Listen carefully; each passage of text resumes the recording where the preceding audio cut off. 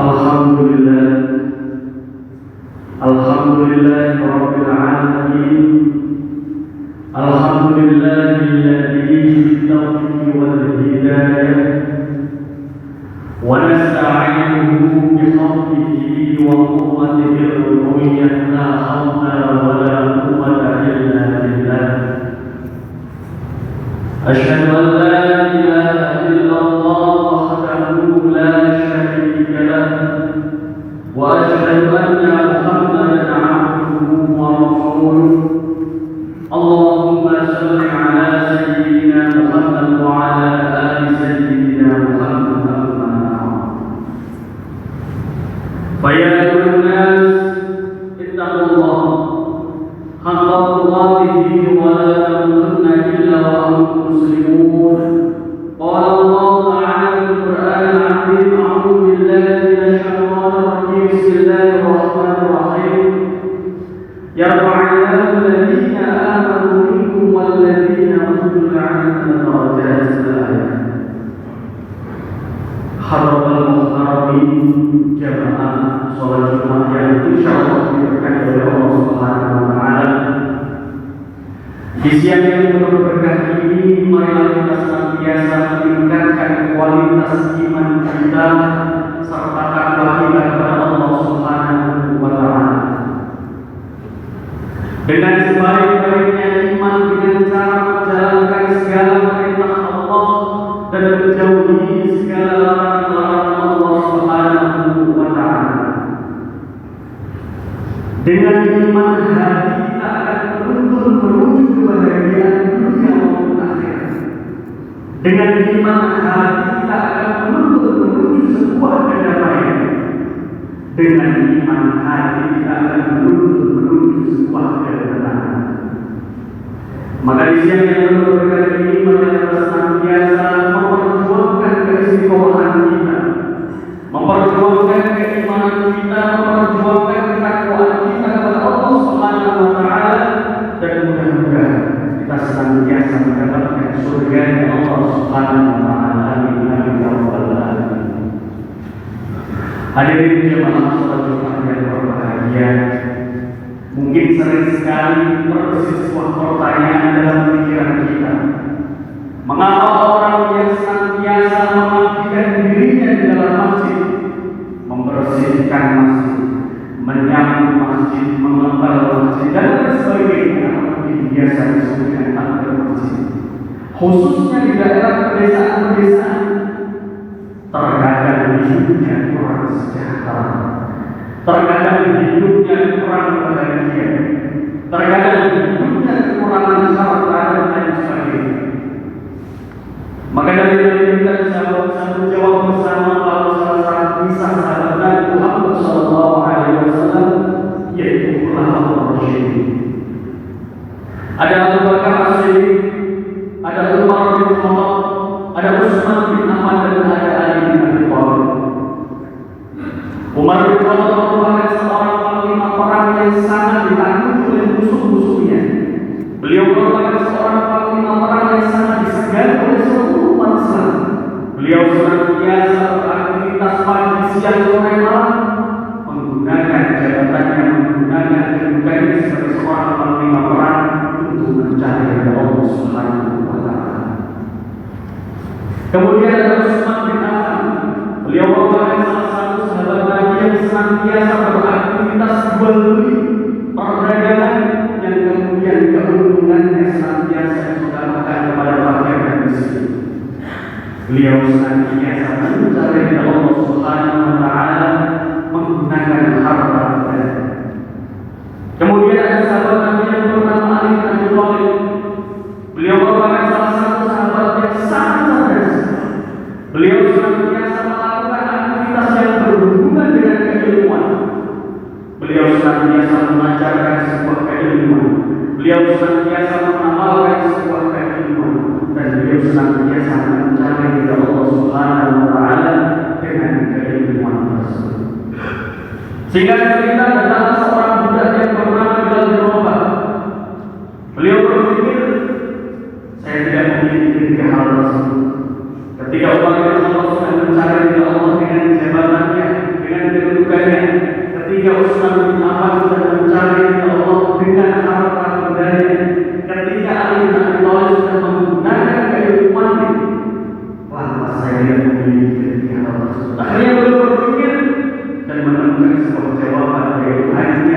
memiliki sebuah tenaga yang bersuara.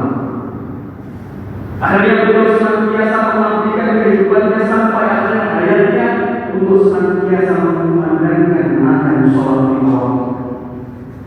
Dan beliau senantiasa wafat dan Nabi Muhammad SAW memberikan informasi kepada seluruh sahabatnya, seluruh kaum-kaum bahwasanya saya mengenal rombah kaki dan rombah surga Allah Subhanahu wa Ta'ala. Hadirin jamaah salat Jumat yang berbahagia. Dari hal ini kita bisa belajar yang dinamakan sebuah kesuksesan tidak hanya diukur dari sebuah pangkat dan jabatan. Yang dinamakan sebuah kesuksesan tidak hanya diukur dari sebuah harta benda. Yang dinamakan sebuah kesuksesan tidak hanya diukur dari sebuah kehidupan. Namun apapun pilihan kita, apapun pekerjaan kita, apapun aktivitas kita yang kita niatkan untuk mencari Allah Subhanahu wa Ta'ala, itu merupakan hakikat dari sebuah kesuksesan. Maka kita harus senantiasa menanamkan sebuah prinsip bahwasanya kerja adalah ibadah dan rezeki adalah jannah. Ketika kita sudah menanamkan bahwasanya kerja adalah ibadah, maka Allah kita akan menjadi berkah, maka Allah kita akan menjadi manfaat barokah. Hadirin jemaah yang berbahagia, rezeki adalah jatah. Andai saja rezeki ditentukan dari sebuah keilmuan, maka dosa dan guru yang paling kaya. Andai saja rezeki ditentukan dari sebuah kerja keras, maka bangunan yang paling kaya. Andai saja rezeki ditentukan dari sebuah kerja 24 jam, maka waktu yang paling kaya. Maka dari hal ini kita bisa belajar dari sekalian yang berbahagia. Rezeki kita, hidup kita, mati kita, lahir kita adalah mutlak dan hak prerogatif dari Allah Subhanahu wa Ta'ala. Kewajiban kita selain hamba Allah adalah mengiyakan aktivitas kita karena Allah. Berusaha berikhtiar apapun yang perlu kita upayakan karena Allah Subhanahu wa Ta'ala. Kemudian kita senantiasa menginginkan doa-doa kita kepada Allah Subhanahu wa Ta'ala. Dan yang terakhir yang banyak sekali orang lupa adalah bertawakal kepada Allah. Banyak sekali orang-orang yang lupa untuk berpasrah akan hasil yang sudah kita ikhtiarkan, yang sudah kita usahakan kepada Allah Subhanahu wa Ta'ala. Maka semua kebahagiaan kita tergantung pada kualitas pola pikir kita. Maka jangan pernah membatasi nasib kita terhadap pola pikir kita. Jangan pernah membatasi pertolongan ilahi terhadap pola pikir yang kita. Hadirin jemaah yang berbahagia. A'udzubillahi minasyaitonir rajim. Bismillahirrahmanirrahim. Idh qala Yusuf li abihi ya abati inni ra'aytu ahada 'ashara kawkaban wasyamsa wal-qamara ra'aytuhum li sajidin. Dalam Quran surat Yusuf ini menerangkan bahwasanya ada Nabi Yusuf yang bermimpi yang kemudian disampaikan kepada ayahnya bahwasanya saya bermimpi ada 11 bintang dan 11 bulan yang sujud di kaki kanan. Dalam Quran surat Yusuf ini Allah Subhanahu wa Ta'ala menerangkan kepada diri kita, tidak ada yang tidak mungkin atas izin Allah. Tidak ada yang tidak mungkin atas kuasa Allah Subhanahu wa Ta'ala.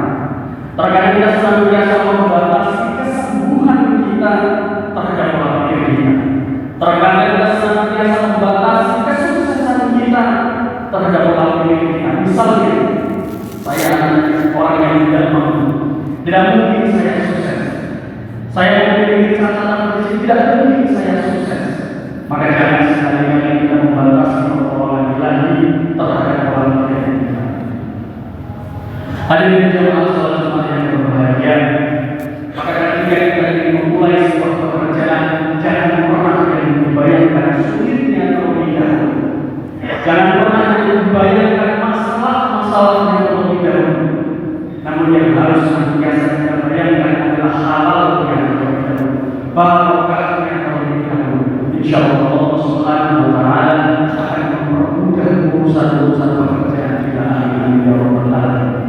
Maka di sini yang perlu berkah ini malah kita senantiasa mendekatkan diri kepada Allah, pada kita senantiasa bertaubat karena Allah Subhanahu wa Ta'ala.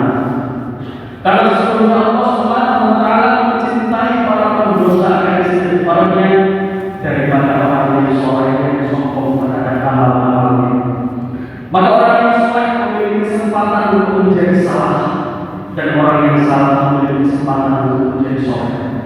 Mudah-mudahan di sini yang berkah ini kita senantiasa mendapatkan anugerah, mendapatkan ridho, mendapatkan hidayah dari Allah Subhanahu wa Ta'ala. Amin amin ya rabbal alamin. A'udzu billahi minasyaitonir rajim. Bismillahirrahmanirrahim. Wal 'ashri innal insana lafi khusr illa alladziina aamanu wa 'amilus shalihati wa tawassaw bil haqqi wa tawassaw bis sabr.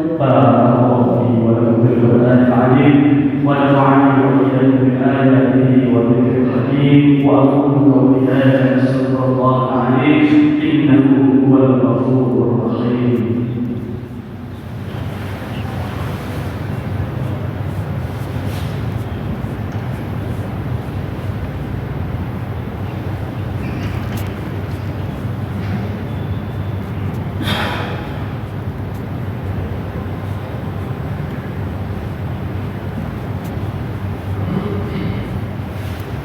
Alhamdulillah, Alhamdulillah Rabbil Alamin. Alhamdulillah hamdan katsiran wa ta'ala. Asyhadu an la ilaha